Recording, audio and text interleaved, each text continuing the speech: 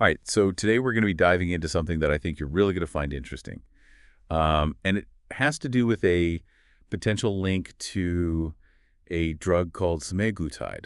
You might know it as Ozempic or Wegovy. And this is related to a rare eye condition that's been getting a lot of attention. Yeah, what's really fascinating is this whole thing kind of kicked off with doctors just noticing something a little strange with their patients. They were seeing like an increase in these cases of NAION, that's non-arteritic anterior ischemic optic neuropathy. Okay, so I know that's a mouthful. But for those of us who aren't doctors, what we're really talking about is the second most common reason people lose their sight due to optic nerve damage. Now, it's still relatively rare, only affects a small percentage of people. Absolutely, but Yeah. obviously a big deal if it happens to you.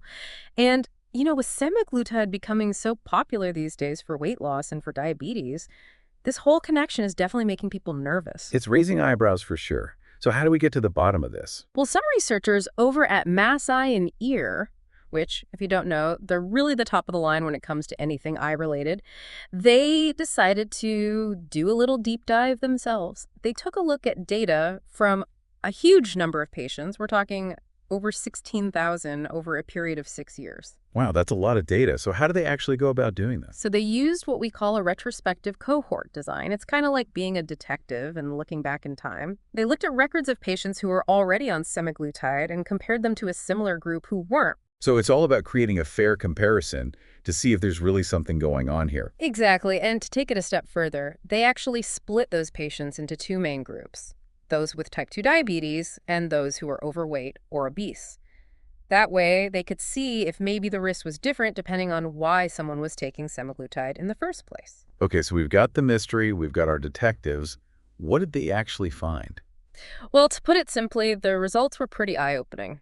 They found that in both groups, the diabetes group and the weight management group, the risk of developing NAION was much higher for the folks on semaglutide compared to those who weren't. Okay, so we're not just talking about like a tiny difference here, right? Yeah. How much higher was the risk? Okay, so for people with type 2 diabetes on semaglutide, there was almost a 9% chance of developing NAION over a 3-year period. Now, if you compare that to those taking other diabetes meds, it was just under 2%. Wow, so that's more than 4 times the risk. It is.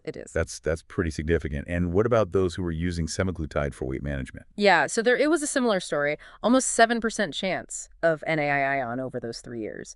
And that's compared to less than 1% for those using other methods for weight loss. Okay, so big difference there as well. Now, another thing that really stood out to me from this study is that it seemed like the risk was highest in that first year of taking the medication. Now, before anyone listening starts to freak out, I think it's super important to remember this study doesn't 100% prove that semaglutide causes NAION. Right? It doesn't show what we call a very strong association. But we can't definitively say it's a cause and effect. And that's because, like with any scientific research, there are limitations we have to consider. Okay, so let's talk about those limitations. Yeah. What are some of the things that we need to keep in mind when we're looking at this study? So one thing is this whole study was done at just one medical center.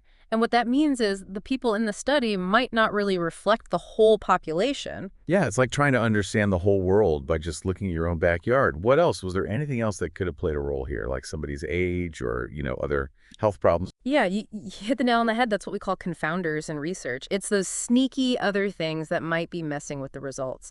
Now, the researchers did try to account for some of that stuff by making sure the groups were as similar as possible. But with this kind of study where you're looking back in time, it's really hard to be 100% sure you've got all the puzzle pieces. So you can't jump to conclusions. This study's a big clue, but it's not the whole story. Exactly, and that's where talking to your doctor becomes really crucial. This study shouldn't make people afraid of semaglutide. It's really about giving them the info they need to make smart choices about their health. Right, it's all about weighing the good and the bad, right? I mean, we know semaglutide can be really effective for type 2 diabetes and weight loss. But like any medication, it's important to know what those potential downsides might be. And that's what makes this kind of research so important.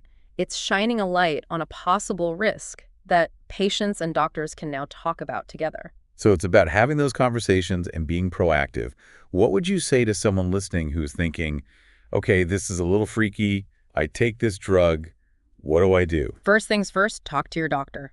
Don't just stop taking your meds or change anything without checking with them first. Exactly. They know your history, your situation. They can help you figure out what this all means for you. Exactly. They can help you understand your own personal risk, and they can even talk to you about other options that might be out there. It's all about having those open conversations and really taking charge of your own health. One thing this whole thing really highlights for me is that medical research, it's always changing. What we know today might be different tomorrow. It's wild, isn't it, how much we're always learning? It really is. And in fact, the researchers behind the study, they even say themselves, like, this is just the tip of the iceberg. They're calling for more research, bigger studies, different ways of looking at this to really nail down what's going on between semaglutide and NAION. So it's a beginning, not an end. Totally. And it also kind of shows how hard it is to study something like NAION. It's a rare condition. Like, did you know there's not even a specific ICD-10 code for it? Okay, now you're speaking a different language. For those of us who don't spend our days wading through medical codes, what is an ICD-10 code? Why does it matter here? Oh, right. So basically, it's like a secret code doctors use to label different diagnoses. It helps them track trends, do research, even bill insurance properly. But the thing is, without a specific code for NAION, it makes it super tough to keep track of cases, to look at all that data and really understand what's going on. So it's like trying to find a book in the library, but it's not listed in the catalog properly. Yeah, exactly. Makes things a lot harder. And that's a really important point here, right? This study doesn't just point to this potential link with semaglutide, but it also shows us how much we still need to learn about NAION. More research is always a good thing. So as we wrap things up here, what's the big takeaway? What do we want our listeners to remember from all of this? I think the most important thing is to be informed, talk to your doctor, weigh the pros and cons of semaglutide based on your own situation, and just stay curious about your health. Medical knowledge is constantly changing. I love that. Stay curious, stay informed. Yeah. Your health is in your hands, folks. So ask questions, do your research, and definitely have that chat with your doctor before making any big decisions. All right, that's it for today's deep dive. Thank you so much for joining us, and we'll catch you next time.